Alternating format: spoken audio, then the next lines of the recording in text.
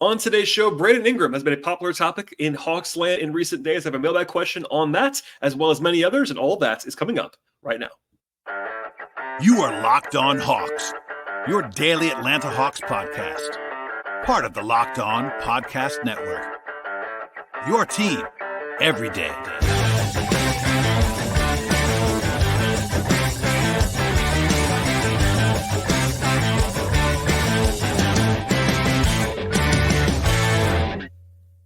Hello, friends. Welcome to episode 1710 of the Locked On Hawks podcast. I'm your host, Brad Rowland, coming to you on a Tuesday into Wednesday here in early May. And today's show is brought to you by the folks at FanDuel Sportsbook. And right now, if you're a new customer at FanDuel, get $150 in terms of dollars in bonus bets with any winning $5 bet. Visit FanDuel.com/lockedon to get started. Also want to encourage you at the top of the podcast to make us your first listen each and every day. Please check us out and subscribe to Locked On Hawks podcast anywhere you might find podcasts. That includes Spotify and Apple Podcasts, as well as YouTube on the video side. It's been a busy week already on the show. I did a draft check-in pre-lottery with Richard Stateman on Monday evening into Tuesday. Earlier last week, we had Glenn Wilson on the show for our player capsule series, which is still ongoing right now. Lots of fun deep dives into different players on the Hawks roster. Also had my guy Taylor Jones on the podcast about a week and a half or so ago. And plenty to get to in the coming days. But today's podcast is going to be focused on your mailbag questions, a couple of big picture topics, as well as some draft stuff at the end of the show. But without any further delay, we'll dive in now to what I would say is the topic that I've been asked about the most in the last few days around the Hawks, at least in the pre-lottery direction. I'm sure once the lottery is set, it'll be more draft content and more draft questions. But for now, a question from Reggie, my guy over at Reggie's World on Twitter, who asks, what are your thoughts on the idea of the Hawks trading for Brandon Ingram, and how would he fit in Atlanta?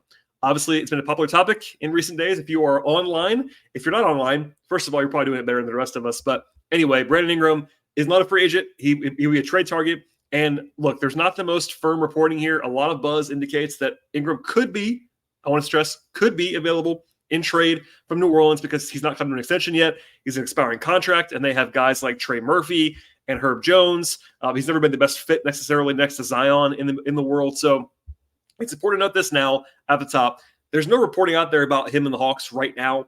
It is natural to speculate a little bit about for different reasons, but I think it's reasonable to talk about, but no reporting, no rumors, anything like that at this point. For one, he's a very good player. He's also wing-sized. He's a legitimate 6'8". He's got length. The Hawks and the Pelicans have talked in recent days, back to February, I would say. Not about Ingram necessarily, but about DeJounte Murray, as well as New Orleans wanted Onyeka Okongwu at that point in time, maybe some Capella talk, etc.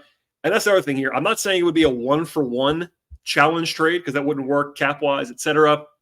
But a Murray for Ingram swap is kind of the most popular notion of what this deal would be. By the way, it wouldn't have to be Murray going out necessarily, but I would be fairly surprised if a deal happened for Ingram that did not send Murray, or I guess maybe Trae Young, but probably Murray out. I can't imagine the Hawks would want Trae, Murray, and Ingram together. I don't think especially Ingram and Murray fit well together at all. I know a lot of the Pelicans stuff in the past has been around DeJounte, and obviously they're probably at least interested in eyeing a point guard. That's a little bit different what they have now with CJ McCollum. But anyway, some factors in play here about Murray and Ingram, potential fit stuff. One of them is that both Ingram and Murray are incredibly similar, actually, in some ways. They're both bucket getters, first and foremost. They have playmaking skills for sure, but they kind of default to scoring first. Defensively, they are capable-ish, but they don't probably maximize their tools at this point in time. They're more comfortable with the ball in their hands than when off the ball, probably. Probably not the best option on a good team necessarily, et cetera, et cetera. I could go on, but they really do kind of mirror each other in different ways, except for the fact, crucially, that Ingram's like 4 inches taller. And that is not everything, but certainly does matter in this scenario. I'll say this. Murray played about 3 minutes more per game than Ingram last year, but their per game numbers are very similar, but their per 36-minute numbers are hilariously similar last year. Ingram averaged 22.8 points, 6.2 assists, and 5.5 rebounds per 36 minutes last year. So 23, 6, and 5, basically. Murray averaged 22.7 points, 6.5 assists, and 5.4 rebounds. So basically within 0.3 on all three of those numbers last year. Ingram is a little bit more efficient, about 58% true shooting compared to 56% or so for DeJounte. Their assist rates are almost exactly the same. Rebound rates are very similar, which is not the greatest thing for Ingram because he is bigger than Murray, but turnover rates are in the same general range. Like they have remarkably similar profiles statistically last year. So they're very similar players. With that said, it is easier to build, in my opinion, with Ingram next to Trae Young than it is with DeJounte. And a ton of that is simply down to size. I went through the entire thing again, but it's hard for the Hawks to build a coherent defense when you are as small as they are in the backcourt, especially because Murray is better defensively at the 1 than the 2. That's now been proven over two seasons. Offensively as well, he's better at the 1 than the 2, but defensively, the theory of that whole thing did not work out for the Hawks defensively. To be clear, Ingram is not a great defender either, but he's not awful by any means. He's fine and has a ton of length that kind of opens up lineup stuff for you. Obviously, not going to do a full deep dive on this right now, but I would say that he would just be a better fit positionally given the extra length that he has. Now, there's also reason to believe that Ingram might be better offensively when he's playing next to someone like Trae, who the Hawks have, of course, versus what he's been having to deal with in New Orleans. The Pelicans have not been playing with what I would describe as a high-level passer in their entire lineup for the last 3 seasons. McCollum is a good player, but he was always more of a combo guard, played the 2 next to Dame in Portland, etc. And to be somewhat fair, the Pelicans never really had a traditional point guard in Ingram's entire tenure, but his first 2 years in New Orleans came next to Lonzo Ball, who I know has been hurt now for a long time, but Lonzo Ball is an excellent passer, playmaker, facilitator. And not really a coincidence for me, Ingram's first 2 years in New Orleans were his most efficient seasons as a shooter. 59% or so true shooting in a worse offensive environment than it is now. So that's pretty impressive. The biggest thing about that is that he was taking more threes back then. About 35% of his shots were threes in those first 2 seasons. Since then, it's 20 to 25%. So that's a pretty significant gap and a downgrade in how much he was actually shooting. Never been a huge bomber from 3 in the way that I might like, but he did go from taking a quarter of his shots from 3 down to anyway. He was 4th percentile last year in percentage of shots from 3-point range, attempt-wise. Much like Murray, Ingram is in the top 5% of guys who are really good in the mid-range, and he is very good at that. You can debate, and we'll do that later at some point, I'm sure, about how valuable that is. But both DeJounte and Ingram are very good and very potent in the mid-range. That's always been the case, by the way. But 20% of his field goals were assisted in his first 2 seasons, so 1/5 or so.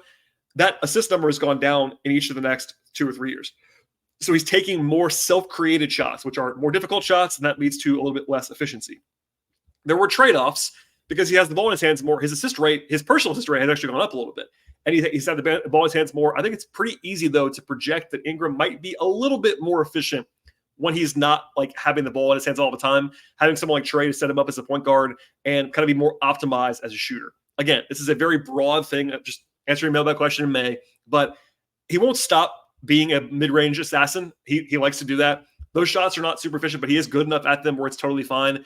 But it does mean that situationally, I think he'd be better off next to someone who can set him up more like Trae might. So obviously I'll do a deeper dive if we get into this any more seriously. But one more thing to note here before I move on. Ingram is on an expiring contract. He has 1 year left, $36 million. It's a lot of money. It's 1/4 of the salary cap for this next season. And also, in any deal, the Hawks have to match salary. So in a Murray for Ingram swap, hypothetically, of course, they'd have to add money to Murray. Ingram makes a lot more than Murray does in year 1. Keep that in mind.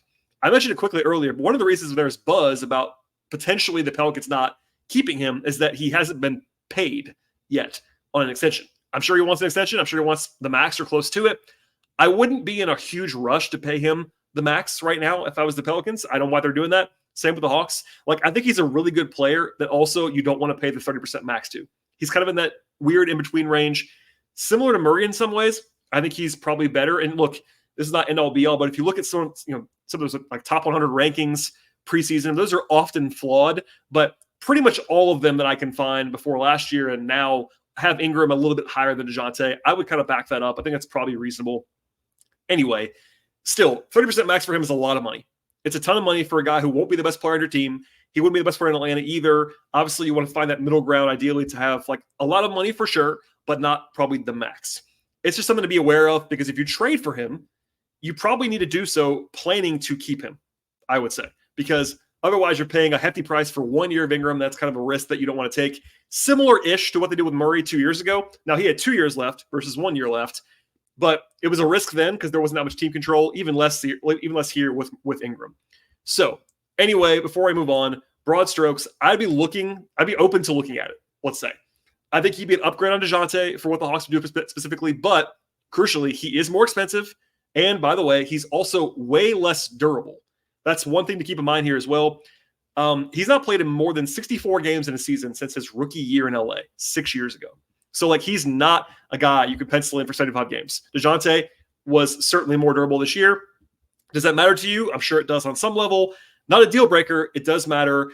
Again, big picture, I think it would be just if it was just Ingram and DeJounte 1-for-1, I'd rather have Ingram. I think for this Hawks team, given all the things that are going in place of that, next to Trey, more size, more versatility, etc. But there are always more factors in play than just 1-for-1 salary stuff, fit stuff, contract stuff, etc. And certainly interesting. But anyway, that's my kind of mini breakdown for that purpose. He would fit, I think, decently well for Atlanta. There'll be challenges around him, but I'd be at least interested if that hypothetical emerged.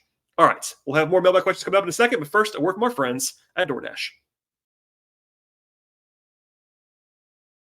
Today's show is brought to you by DoorDash. It's never too late to show your mom some love this Mother's Day with DoorDash. Surprise mom with your flowers or gadgets or self-care essentials all in one place, delivered right to her door. Does your mom happen to have a sweet tooth, or is she a tech enthusiast? Is she a beauty connoisseur? Is she outdoorsy? No matter what she happens to be into, you can make her smile with a fruit or flower bouquet, makeup, tech gear, workout wear, and much more. You can pair flowers with a gift card as well. She can celebrate any way she wants to, or if she prefers something else, try a bookstore or coffee shop gift card as well. You cannot go wrong with the folks at DoorDash.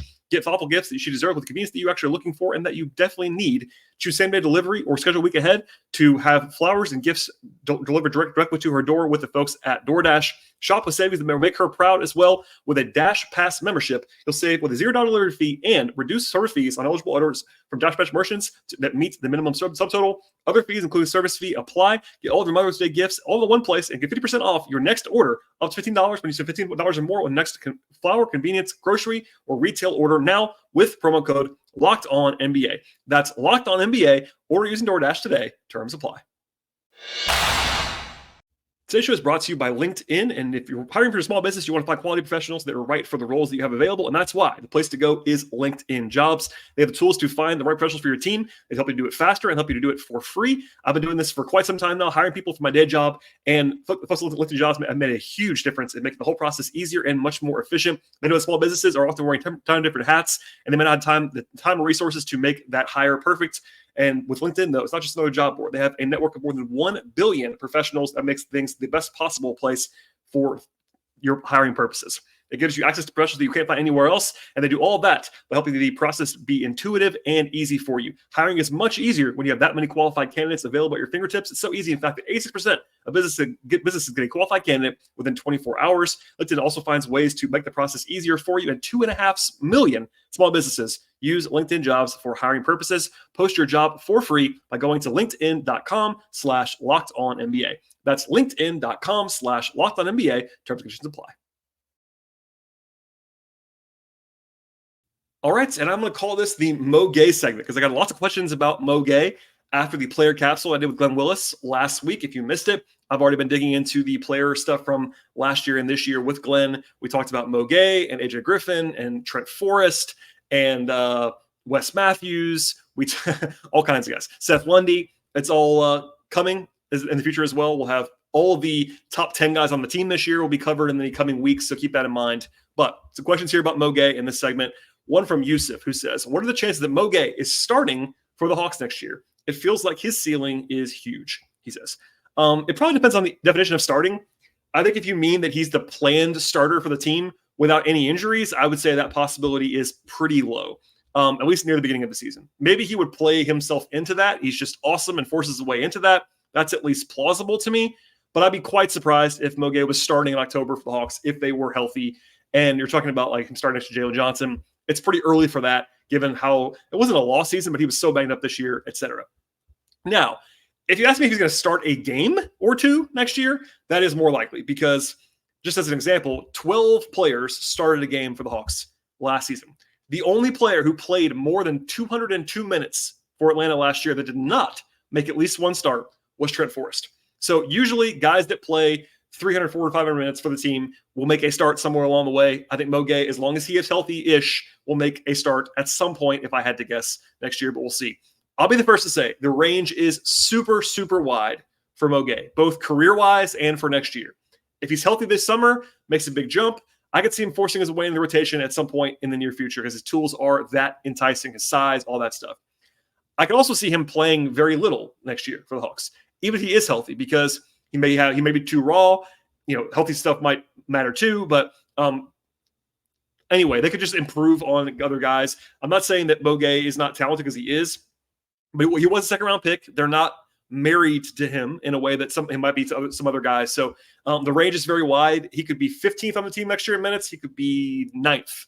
I would not be surprised. I'm not saying anything higher than that would probably be injury-related, but hopefully that answers the question. We will see. Question from Ralph, who says, let's say Gueye keeps progressing and stays healthy and in 2 or 3 years becomes our starting power forward for the Hawks. How do you think Jalen Johnson projects as a small forward in the league moving forward? This could be a whole show, honestly, but I'll answer quickly because we've not done the Jalen breakdown yet with Glenn. I think positions are generally less important than people realize. You need someone that has size and defense at the 4, I think, on this team, but the spots can be interchangeable if you have the right personnel. They would be huge in a good way with Jalen and Gueye together at the forward spots. That is helpful defensively, especially when you are that long. But you need both guys to be taking a step forward as a shooter. So Jalen has already improved a lot as a shooter. Still a little bit uncertain where his true baseline is as a spot-up, pull-up shooter, all that stuff. But I think that between that and Jalen taking a step forward as a perimeter defender, because if you play those two guys together, somebody's going to be the primary wing defender in some ways. Jalen can maybe do that. We haven't seen it so far at this point. In a vacuum, I would say Jalen as a 3.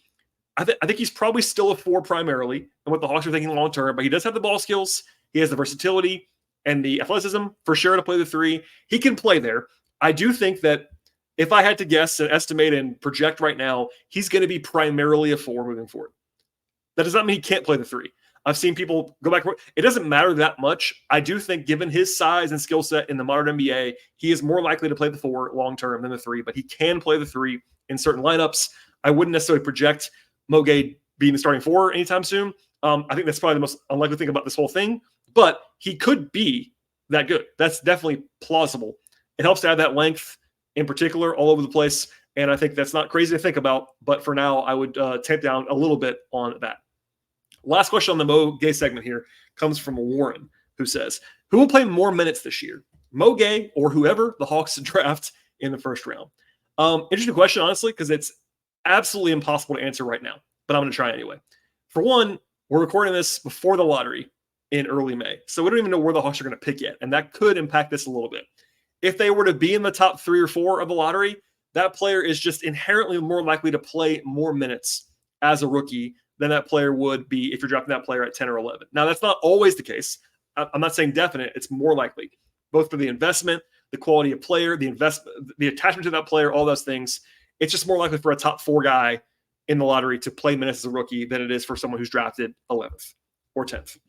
Now, if they're picking 10 or 11, they might go with an older guy, like let's just say Dalton Connect, who is a shooter, scorer type on the wing. Not the best fit defensively for the Hawks, but anyway, he's more NBA ready in some respects as an older guy than some of these long-term projects. He could play more. Or if they draft a center, like if Klingon were to fall, or they draft someone like Yves Missy, etc., that guy could be the backup center pretty quickly if they were to move on from Capella or Conway. Keep that in mind too. So, or they go long-term with someone like Saloon, who's way more long-term focused, could be actually behind Gueye in the rotation this year. So, plus there's the injury factor. I'm not saying that Gueye is injury-prone, because he's not right now. It's too early for that, but he did have a kind of a lost season injury-wise this year. The back stuff is at least mildly concerning. We'll see. He's backed up a lot this year. But he does, crucially, have a year of professional basketball ahead of whoever this player is that's a rookie. That does matter. That gives him a leg up. That matters here. I did a bad job answering the question because it's kind of not possible to answer, but I would probably lean slightly more to the draft pick playing more, because while Gueye is really enticing and the Hawks like him a lot, he was a second-round pick. He's making very little money next year. He did play a little bit this year, but it's kind of a lost year in some respects. It'd be fair to say, though, that Gueye's raw skill set, size, athleticism, all that stuff is not out of place next to a late lottery pick in this class. Now, obviously, he didn't go in the first round of his draft for a reason. He was a little bit raw in college. He wasn't great in college, but the tools are not crazy different than what you would see in the lottery. It's just that he's going to be a little bit older. He'll be 22 in November versus 18, 19, 20, like most of the guys in this range. So long story short, I would lean to the draft pick, but it would not shock me at all, especially if the Hawks are picking 10 or 11, if Mo Gueye was ahead of that player coming up this year on the ultimate depth chart if they're at a similar position, which we don't know at this point in time. All right, one more break here from our sponsors. We'll come back, but first, a word from our friends at Monopoly Go. Today's show is brought to you by Monopoly Go, and I know you might be thinking about this, and I've already talked about them quite a bit in the past, but there's just so much to talk about and so much good stuff in the Monopoly Go game. You can team up with your friends for time tournaments where you actually work together to build each other's boards. The more you win together, the more awesome prizes that you can unlock with Monopoly Go. And there's so much to get as well. That includes unique stickers where you can trade with friends to complete your albums for big prizes, and also get cool new land pieces that actually you can travel the boards with, or even hilarious emojis, which are always fun to taunt your friends when you smash into their buildings or heist their vaults. Plus, Monopoly Go feels new and exciting each and every day with constantly changing tournaments and challenges. A ton of that includes their only unique mini games, as well as digging for treasures or a robot pachinko machine. And there's always new timed events as well to help you win big, like massive multipliers for everything you're looking for to win or rent your frenzies. There's always something fun to discover with the folks at Monopoly Go. Get off the bench now and download it now for free on Google Play or the App Store. One more time, download it for free on Google Play or the App Store. It's game on with Monopoly Go. All right, question from at Insane Kane on Twitter, who says, if you were the Hawks GM and the Hawks got the number 1 pick in the draft, what would you do with it? Would you trade it or would you keep it? Reminder, as I'm going to say probably several times in the next couple of shows, the lottery is this Sunday. It is Mother's Day. It's earlier than usual. It's not usually a Sunday. This time it is, so keep that in mind. Again, I will also plug the show I did with Richard Stamen on Monday. That wasn't a super long discussion. Richard had a narrow time frame, but we got a lot accomplished in that short period of time. He'll come back on the show in the future, but there's plenty of draft content coming in this space. Now to the question. It is one that I have to say is not really cut and dry in any direction because of what you can't possibly know. Like I have a viewpoint, which we'll talk about in a second. It takes 2 to tango though on trades in particular. So like hypothetically needs got to be met by that. We can all guess about what stuff's gonna be worth, but you need a partner in trade. I led with that because I would absolutely be looking or at least open to trading the pick if you were to win the lottery this year. Open to, not definite, open to. Because you don't want to trade a pick just to trade it. If the team wanted to pay that you're talking to, wanted to pay what I would say is like a traditional price for the number 1 overall pick, you do that deal. Because there's nobody in this class, in my opinion, that is the quality of prospect of a typical average number 1 overall pick. Now, there's probably going to be a star somewhere in this top tier, somewhere. We don't know where it's going to be. In a lot of drafts, you wouldn't even consider trading the pick. Or if you did, you'd ask for the moon to take that kind of trade. Last year is a great example. There was no chance the Spurs were trading that pick with Wembanyama in the draft. None. You could have offered your entire draft for 7 years, and they wouldn't have taken it. And I get it. The year before, it was more wide open. There were 3 guys in contention for number 1 overall, and Paolo and Chet Holmgren and Jabari Smith. Those guys were not Wembanyama prospects. They were all better prospects, at least in the way that I grade, than anybody in this draft by a pretty decent margin, honestly. A little bit more open for trade because those guys were kind of close together, but still impressive prospects. 2 years ago, Cade Cunningham was the mostly consensus number 1 overall pick. It would have taken a lot to get him, that's for sure. Now, 2020 was more open. Even if people want to be revisionist about it now, Anthony Edwards was not a consensus number 1 overall pick. He went there. Obviously that was a reasonable selection. We talked about that draft endlessly on this podcast. It was him and Lonzo for the most part. Not Lonzo, LaMelo for the most part. But anyway, Edwards was the right pick. That worked out very well for Minnesota. But he kind of had like a weird college season. Like it wasn't cut and dry necessarily. If a deal happened there, it wouldn't have been shocking. The year before that was Zion. He was closer to Wembanyama. Not quite there, but like there was no way they were going to trade that pick. Once they won the lottery, Zion was that famous, fantastic prospect, etc. Obviously, I won't keep going backwards, but you get the idea. The closest analog to the top of this draft that I've been covering since a long time is 2013. That's the Anthony Bennett draft. Now, the Cavs made the wrong pick, obviously. But it was also a shocking pick even the day of the draft. It wasn't just a bad evaluation. It was surprising, which there rarely are like total surprises in the modern NBA draft landscape that early in the draft, but that was a shock. He was in the lottery conversation, but anyway, this is the first time in a long time that like a shock like that could actually happen. I'm not saying it's going to be as bad as that pick, but a surprise. I was younger and dumber back then. I would have had Oladipo number 1 on my board that year, and that looks okay at this point, but obviously the 2 best players in that class were Giannis and Gobert, who were nowhere near the top for most people. So keep that in mind. That's a lot of preamble, but I would definitely take calls on this pick because, again, there's nobody in this class that I think is that level of prospect that you would associate traditionally with the top pick. Now, tentatively, I would have Alex Sarr number 1 on my board. I am not married to that right now, but it's early May. If the draft was literally today and you said you cannot trade the pick, you're the Hawks, who would you take? I would take Alex Sarr. Now, again, I'm not hot taking. That's just the guy that I have number 1 right now. He's probably number 1 on more boards than anybody else that I have seen that I trust. The NBA sent out some instructions about like the combine. He was at the top of their kind of composite around the league projection thing. That's not a surprise. But I don't believe the gap between Sarr and the rest of the board is so big that I wouldn't trade the pick. So that means if you can make a trade, go ahead and consider it. It's more complicated than that because most people in the league and around the league share a similar view that I have. At the top of this draft, it's not that good, and they're not in love with anybody. But there's a long runway now between now and the draft on June 26th. It's a long time. There'll be teams that fall in love with prospects. You can negotiate from a position of strength if you're number 1 overall in the draft. Maybe someone convinces themselves that Sarr is that life-changing prospect and you could trade him for a huge haul. Maybe someone falls in love with Stephon Castle or Zachary Richelet or Rob Dillingham and believes that they're the guy. I do think that I would take less than a Godfather offer. Like, it wouldn't have to blow you away crazy to trade the pick if I was the Hawks and they won the lottery. But I'm sure you've heard this before. If you listen to this podcast, the Hawks will need to make other decisions in conjunction with this one, whether they win the lottery or not. So, like, you can't divorce where the Hawks are in this period of uncertainty with their roster, with Trey and DeJounte and all those things.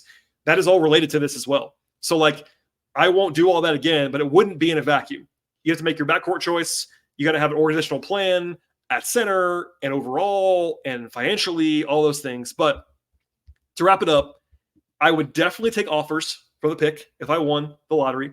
I would definitely love to trade it if I can get fair value or anything close to fair value, honestly, in that spot, because I am mortified by the top of this draft, to be honest. But if I wasn't allowed to do that, I would take Alex Sarr.